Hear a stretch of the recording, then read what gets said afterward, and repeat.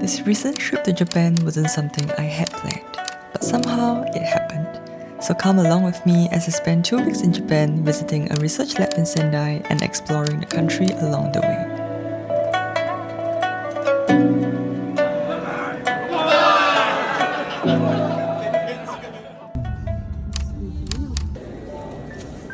I'm not the kind of researcher who's content with staying in the lab and focusing only on my own work. I've always wanted to step outside and see what other labs are doing, what research looks like in different countries, and how scientists around the world think, work, and collaborate. Even before my PhD, I was drawn to conferences, lab exchanges, anything that could broaden my perspective. Because for me, science has always been as much as connection as it is about discovery. So when I learned that my professor had an ongoing collaboration with a university in Japan, I was instantly intrigued. Over the past 2 years, their team has visited our lab twice. The first time, I watched from the sidelines. Nobody cared about me, and back then, to my professor, I was probably just another PhD student. But the second time, something changed. My professor saw potential in my project, and I was given the opportunity to present my work. Though I still didn't get to speak with them directly, I wondered if I've left even the smallest impression. They look like ants from this angle.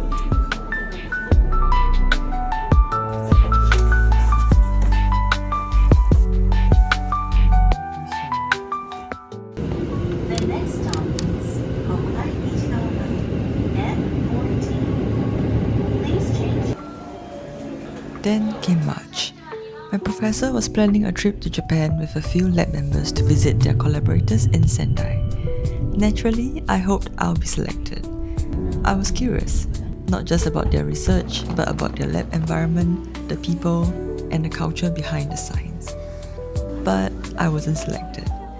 At first, I accepted it. I told myself, maybe I'll get the chance next time. Maybe after I pass my PhD qualifying examinations, maybe when I have more results or a paper published, maybe when my professor visits them next time. But then I paused. When exactly is next time? And what if it never comes? So I did something I usually wouldn't. I booked myself a trip to Japan and I asked my professor casually, if I happened to be in Japan during that time, would it be alright if I tagged along? And to my surprise, he said yes.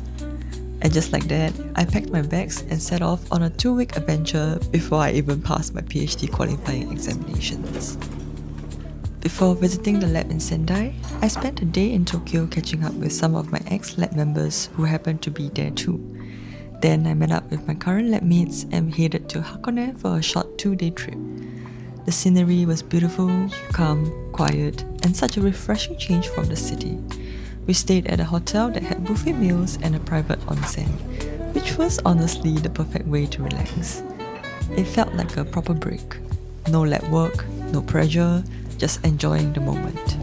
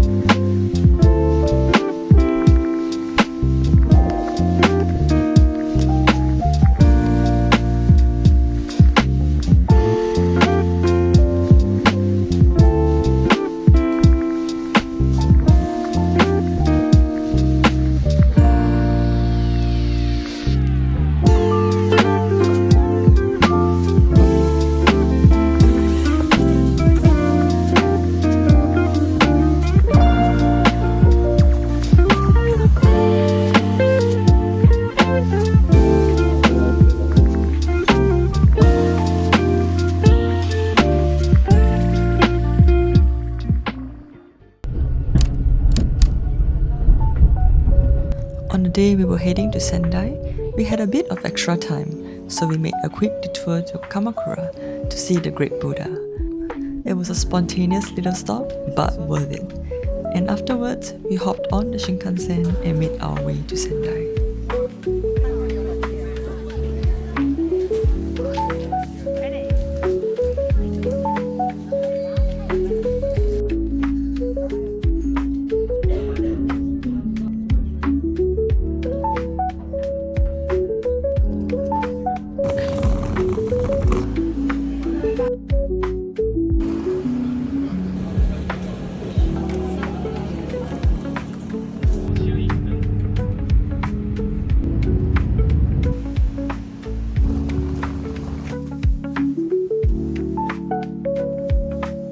This thing is really advanced.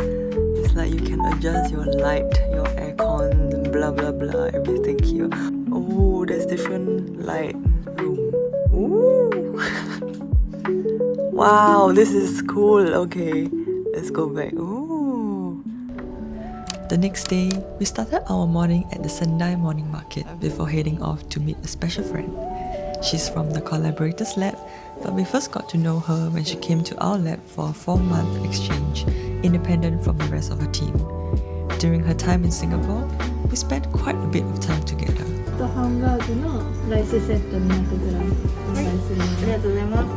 We chatted, bonded over little things. I introduced her to my favorite Korean restaurant, and we even went on a day trip to JB. Before coming to Japan, we reached out to her to ask if it might be possible to observe a red surgery. She kindly helped arrange it for us.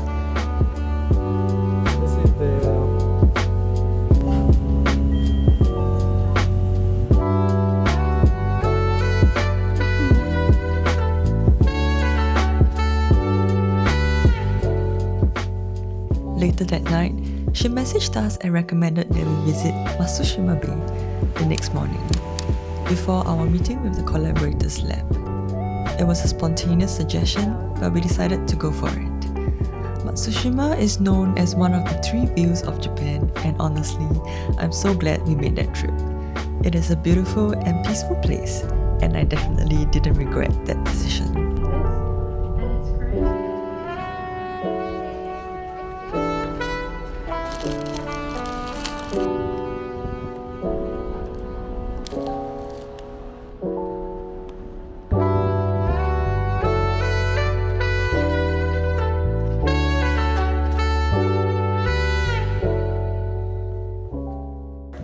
If I hadn't asked, I wouldn't have seen these quiet sceneries, watched the red surgery I only read about, or visited a traditional Tohoku restaurant and immersed myself in real Japanese culture.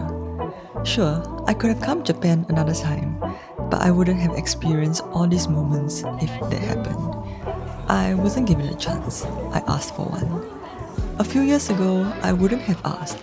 Back then, I believed that if a chance was meant for me, it would come on its own. But now I wonder how many chances I missed because of that mindset. Maybe it's only after we try and reach out that the rest is left to fate.